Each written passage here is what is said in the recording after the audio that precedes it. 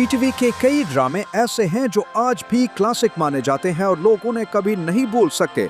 यहाँ मैं आपको पीटीवी के 10 मशहूर ड्रामों की तफसील न बता रहा हूँ। तन्हाइयाँ, रिलीज 1985, हिदायतकार शहजाद खलील कहानी, दो बहनों ज़ैनत और सरिया की कहानी जिन्हें वालिदैन की मौत के बाद जिंदगी के मसाइल का सामना करना पड़ता है। मरीना खान, शहनाज शेख और आसिम भट्ट की शानदार अदाकारी ने उस ड्रामे को अमर बना दिया।